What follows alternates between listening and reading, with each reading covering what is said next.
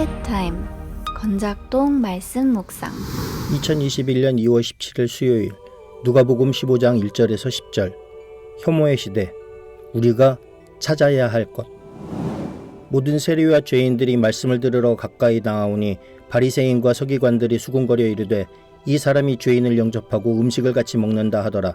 예수께서 그들에게 이 비유로 이르시되 너희 중에 어떤 사람이 양 100마리가 있는데 그 중에 하나를 잃으면 99마리를 들에 두고 그 잃은 것을 찾아내기까지 찾아다니지 아니하겠느냐. 또 찾아낸즉 즐거워 어깨에 메고 집에 와서 그 벗과 이웃을 불러 모으고 말하되 나와 함께 즐기자.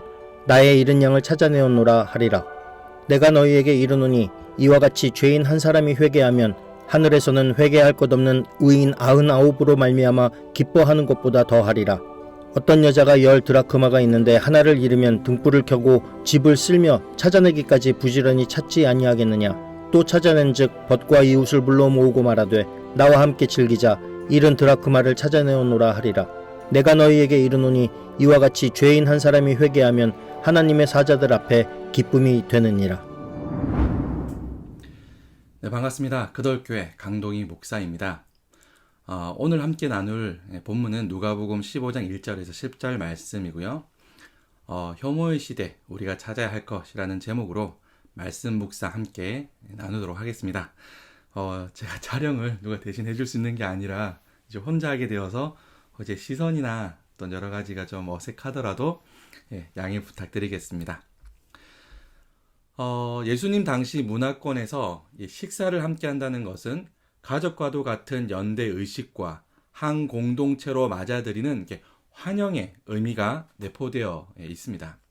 그러므로 이 돈의 눈이 멀어 민족까지 배신한 이 세리들과 어울려 함께 식사를 한다는 것은 경건한 자들로부터 비난받을 만한 일이었습니다.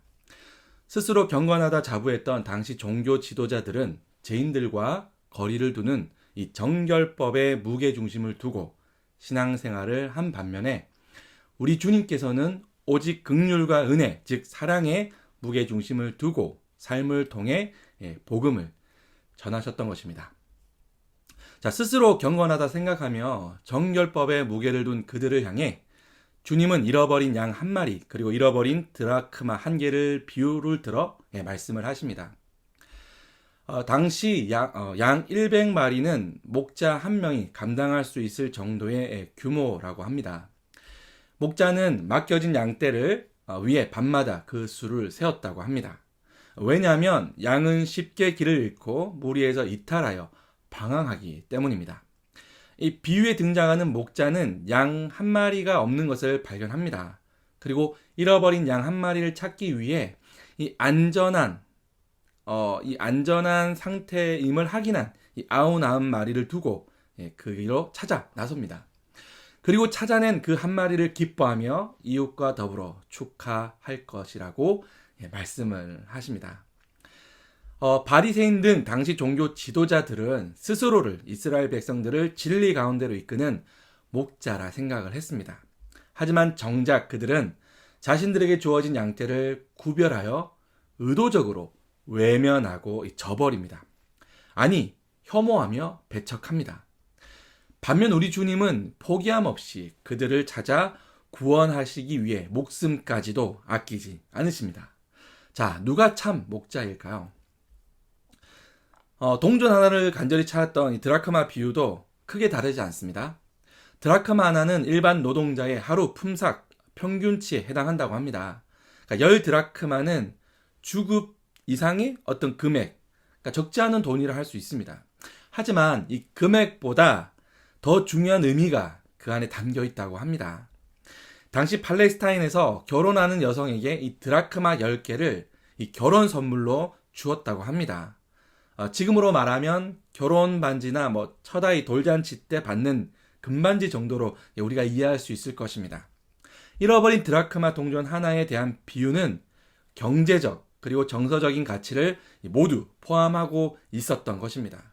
그러므로 예수님께서 이 비유로 말씀하셨을 때 왜 여성이 등불을 켜 구석구석 쓸어내며 간절히 찾았는지, 또 찾은 후 왜 친구들과 더불어 이웃과 더불어 함께 기쁨을 나누었는지 우리가 충분히 이해할 할 수 있는 내용인 것 같습니다.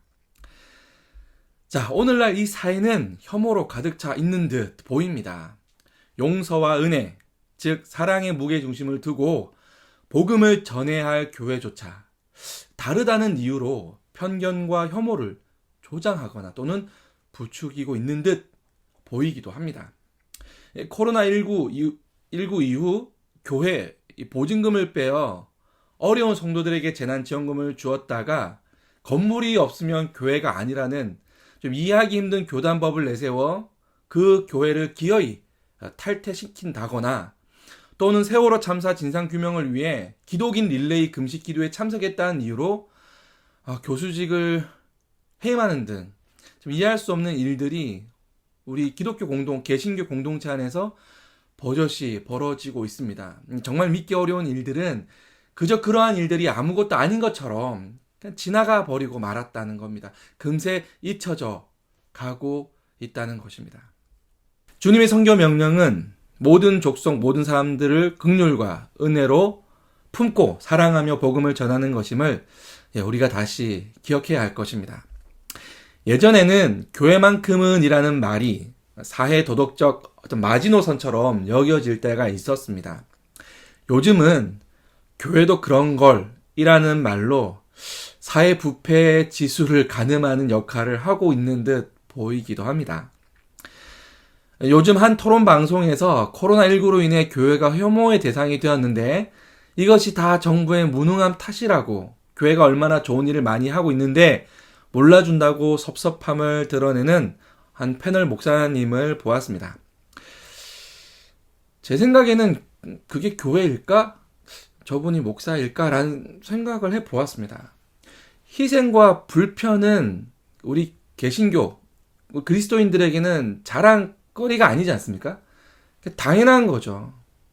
그럼에도 불구하고 사회적 문제가 되고 있다면 그저 송구하고 죄송해야 하는 것이 우리 믿는 자들의 태도가 아닐까. 정말 우리가 잃어버린 것은 무엇일까? 다시 한번 생각해 보게 됩니다.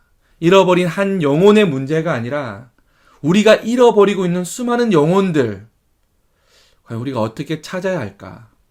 고민이 참 깊습니다. 우리가 함께 기도하며 방법을 주님께 여쭈어야 할 그런 지혜가 필요한 때인 것 같습니다. 우리가 정말 찾아야 할 그것은 무엇일까요? 감사합니다.